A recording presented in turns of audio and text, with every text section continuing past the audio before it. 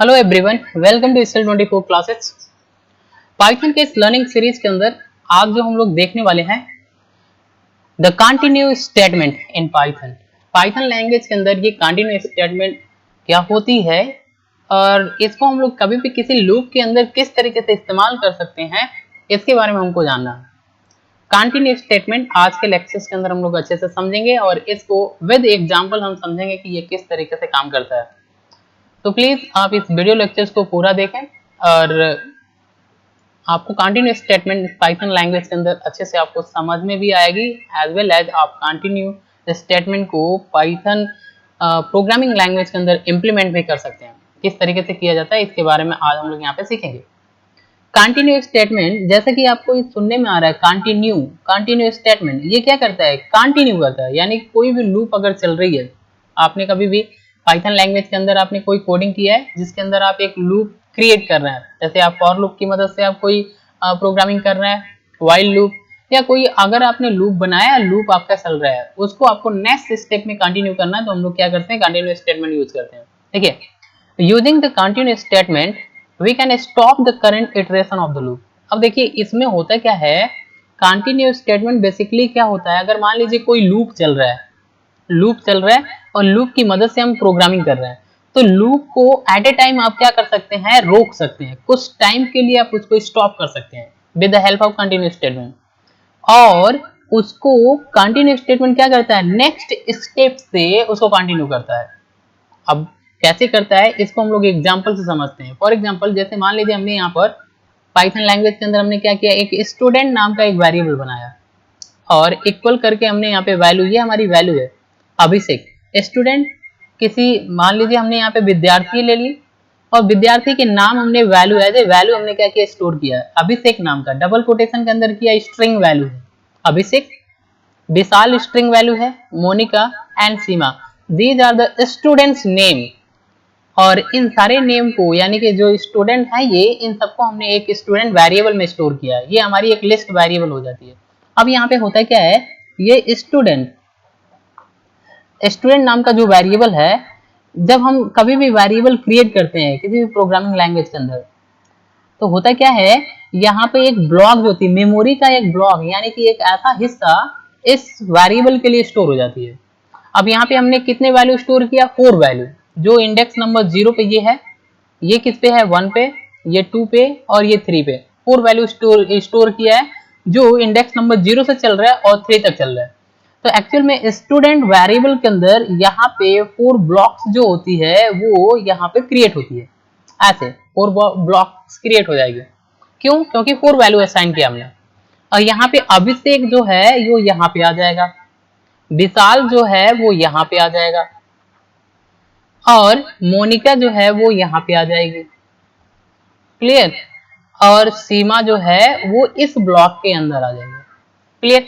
तो ये स्टूडेंट नाम का वेरिएबल जिसके अंदर 4 वैल्यू स्टोर किया, तो 4 मेमोरी ब्लॉक बन जाएगा ऐसे। और ये 0 नंबर इंडेक्स पे है, ये 1 पे है, ये 2 पे है, ये 3 पे है। अब इन सारे इंडेक्स नंबर पे जाना और इन सारे वैल्यू को एक्सेस करने के लिए हम लोग क्या करते हैं? फॉर लूप का यूज करते हैं। ठीक है, तो हम लोग यहाँ पे फॉर लूप की मदद से कंटिन्यू स्टेटमेंट को समझेंगे। तो हमने एक वेरिएबल लिया और इसके अंदर 4 वैल्यू असाइन कर दिया, ये सारे स्ट्रिंग वैल्यू है क्योंकि हमने डबल कोटेशन में लिख रखा है, तो इस तरीके से आ जाएगा। अब हम यहाँ पे लूप लगाते हैं, इन सारे वैल्यू को एक्सेस करने के लिए लूप इसके नीचे लगाना पड़ता है, फॉर लूप लिखते हैं हम। ये फॉर लूप जैसे हम लिखते हैं फॉर, तो इसके लिए एक वेरिएबल क्रिएट करते हैं। जैसे हमने एक्स एक वेरिएबल बनाया तो इसका एक मेमोरी ब्लॉक बनेगा। तो हमने क्या किया? फॉर एक्स इन स्टूडेंट, इसका मतलब एक्स को क्या करना है? इस स्टूडेंट्स वाले वेरिएबल में लेके जाना है। ये फॉर लूप क्या करता है? इसको लेके जाता है और यहां से इंडेक्स नंबर 0 पे जाता है फॉर लूप, और यहाँ की जो वैल्यू होती है इसको लेके आता है एक्स वाले वेरिएबल में स्टोर करता है। अभिषेक जो है वो पहली वैल्यू इंडेक्स नंबर 0 पे जाएगा और इस वैल्यू को पिक करेगा क्योंकि हमने फॉर लूप में एक्स वेरिएबल लिया है, तो इसके अंदर लेके आएगा और रख देगा। क्लियर? अब जैसे ये रख लेता है तो वापस से नीचे आता है फॉर लूप के अंदर, जैसे यहाँ से गया इस वैल्यू को उठा के लेके आया, एक्स में रख दिया, फिर नीचे आएगा। अब यहाँ पे चेक करेगा, इफ हमने कंडीशन लगाया, नीचे हमने क्या किया? इफ कंडीशन लगाया है, इफ x इक्वल टू, क्या लिखा है, इफ x इक्वल टू विशाल। यहाँ पे x की वैल्यू क्या है, x के अंदर जब हम फॉर लूप लगाए हैं तो यहाँ से जंप करके गए हैं, ये वैल्यू हमने अभिषेक को रख लिया है। तो x के अंदर जो वैल्यू होगी वो क्या है, अभिषेक। अब इस वैल्यू को यहाँ से विशाल से मैच किया जाएगा। हमने क्या लिखा, यदि x की वैल्यू डबल इक्वल का मतलब इक्वालिटी चेक करने के लिए x की वैल्यू विशाल से मैच कर रहा है तो इसके नीचे हमने क्या लिखा है, कंटिन्यू, तो कंटिन्यू हो जाए, क्लियर। और जब ये मैच करेगा विशाल तो कंटिन्यू होने का मतलब इसको छोड़ देना है, इसके नेक्स्ट स्टेप पे चले जाना है जंप करके। अभी हम देखेंगे कि ये कैसे काम करता है, लेकिन यहाँ पे जब हम मैच कराएंगे तो इफ कंडीशन हमारी क्या हो जाएगी, फॉल्स हो जाएगी, फॉल्स। जब ये फॉल्स होगा तो कंटिन्यू नहीं होगा, यहां से जंप करके डायरेक्टली हम लोग इस पे आ जाते हैं। किस पे आ जाते हैं, ये याद रखिए, जैसे ही आपकी कंडीशन फॉल्स होती है, ये कंडीशन जैसे फॉल्स होती है तो कंटिन्यू को हम छोड़ देते हैं इसको, और यहाँ से डायरेक्टली हम प्रिंट स्टेटमेंट पे आएंगे और यहाँ पे प्रिंट कर देंगे। तो आंसर में जो आएगा, आपका आंसर में आएगा, पहला प्रिंट होगा अभिषेक। क्या आएगा, अभिषेक पहले प्रिंट हो जाएगा। इतना प्रिंट होने के बाद हम यहाँ से कंपाइलर हमारा डायरेक्टली कहाँ पे जाता है, एक्स वेरिएबल के अंदर जाएगा, फॉर लूप के अंदर आएगा यहाँ पे। फिर हमने लगाया फॉर एक्स इन स्टूडेंट, तो यहाँ से जंप करके फिर आएगा स्टूडेंट इस वेरिएबल में। यहाँ से आएगा पहले इंडेक्स नंबर 0 पे जो हमने क्या कर लिया था, पिक कर लिया था, तो यहाँ से जंप करके जाएगा इसके पास, यहाँ पे जाएगा लूप। जब यहाँ पे लूप जाता है तो इस वैल्यू को पिक करता है और एक्स वेरिएबल के अंदर स्टोर करता है। ध्यान से देखिएगा, जब नेक्स्ट टाइम में हमारी जो लूप आगे बढ़ेगी वो कैसे बढ़ेगा, लूप यहाँ से प्रिंट होने के बाद डायरेक्टली यहाँ पे गया और फिर नहीं, यहाँ पे नहीं जाएगा, आपका लूप में जाएगा। प्रिंट होने के बाद यहाँ से डायरेक्टली आपके लूप में गया और फिर हमने स्टूडेंट पे भेज दिया, तो यहाँ से स्टूडेंट पे गया, यहाँ से आया, पहले इस वैल्यू को रख लिया था तो इंडेक्स नंबर 1 पे जाएगा, यहाँ पे ये वैल्यू पड़ी रहेगी, इसको उठा के एक्स वाले वेरिएबल के अंदर स्टोर करेगा। यानी इस वाले वेरिएबल के अंदर फिर से वंस अगेन आपकी न्यू वैल्यू रखेगा और क्या रखेगा, विशाल। ये रखने के बाद हम डायरेक्टली यहाँ से रखने के बाद हम इसको नहीं, यहाँ पे आते हैं इफ वाले कंडीशन के अंदर और यहाँ से फिर चेक करेंगे क्या x की वैल्यू विशाल से इक्वल है, तो हाँ, क्योंकि x के अंदर विशाल आ गया है। अब ये हमारा क्या हो जाएगा, ट्रू। जैसे ये ट्रू होता है तो हम इसके नीचे कंटिन्यू स्टेटमेंट एग्जीक्यूट होती है। याद रखिए, जब इफ कंडीशन ट्रू होता है तो कंटिन्यू स्टेटमेंट एग्जीक्यूट होती है, क्लियर। अब ध्यान से देखिए क्यों एग्जीक्यूट, ये इफ के ये जो हमारी लाइन है ये एक इक्वल है, इस लाइन से प्रिंट हमारा इक्वल आ रहा है, यानी एक इफ के सीधे पे आपका प्रिंट स्टेटमेंट, और ये हमारा अंदर है, तो ये जो सिंटेक्स होता है ना वो किसका होता है, इफ स्टेटमेंट को होता है, क्लियर, क्योंकि ये इफ के अंदर है। तो जैसे ये कंडीशन ट्रू होती है तो हम डायरेक्टली कंटिन्यू स्टेटमेंट पे आते हैं और यहाँ पे कंटिन्यू कर देना। अब देखिए ध्यान से, अब ये कंटिन्यू क्या करता है, यहाँ पे जैसे हम विशाल पे आए थे और हमारा ये कंडीशन ट्रू हो गया था तो कंटिन्यू स्टेटमेंट इस इटरेशन को यानी इस लूप को इसको ब्रेक कर देगा, रोक लेगा, स्टॉप कर देगा, इसको नीचे आने नहीं देता है। याद रखिए, इसके बाद प्रिंट स्टेटमेंट पे नहीं आने देगा। कंटिन्यू का मतलब डायरेक्टली आपको कंटिन्यू कर देगा, फिर हम फॉर लूप में आ जाएंगे। समझ में आया, कंटिन्यू होने का मतलब यहीं से नीचे प्रिंट नहीं होगा, आंसर में नीचे ये नहीं आएगा, विशाल नहीं आएगा। हम यहाँ से फॉर लूप में जाएंगे और फॉर लूप से हमको तुरंत भेज दिया जाएगा स्टूडेंट वाले वेरिएबल के अंदर। जैसे हम यहाँ पे पहुंचेंगे, यहाँ से कंटिन्यू होने का मतलब इस लूप में आएंगे और यहाँ से फिर हमको स्टूडेंट पे भेजा जाएगा, क्योंकि फॉर एक्स इन स्टूडेंट यहाँ पे फिर से भेजा जाएगा। यहाँ से आएंगे, ये वैल्यू तो हमने पिक कर लिया, ये भी वैल्यू हमने पिक कर लिया, फिर हम यहाँ से इंडेक्स नंबर 2 पे आते हैं और यहाँ से ये वैल्यू पिक करते हैं और इस बार एक्स के अंदर जो वैल्यू पिक होके आएगी वो क्या आएगी, ये नेक्स्ट वैल्यू आएगी मोनिका। याद रखिए, मोनिका जो है वो एक्स के अंदर आ जाएगी। अब ये एक्स के अंदर जैसे ये मोनिका आता है तो हम इफ वाले कंडीशन में आ जाते हैं यहाँ पे और फिर चेक करेंगे क्या एक्स की वैल्यू विशाल से इक्वल है, नहीं है, तो ये क्या हो गई, फॉल्स हो गई, फॉल्स। जब ये फॉल्स होता है तो हम कंटिन्यू स्टेटमेंट को छोड़ देते हैं और यहाँ से हमारा कंपाइलर जंप करके प्रिंट पे आ जाता है और क्या करता है, इस बार प्रिंट करता है किसको, मोनिका को।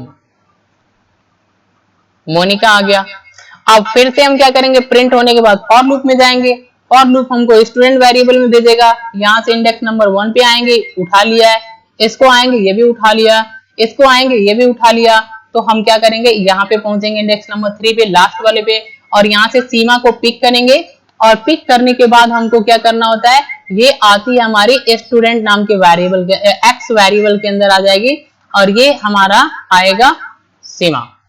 अब आने के बाद कंडीशन चेक करते हैं।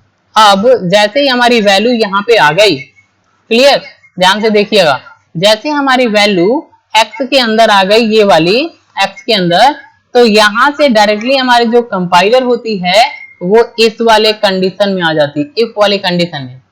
यहाँ से फिर से x की वैल्यू चेक की जाएगी, विशाल से इक्वल है, नहीं है, फॉल्स हो गया।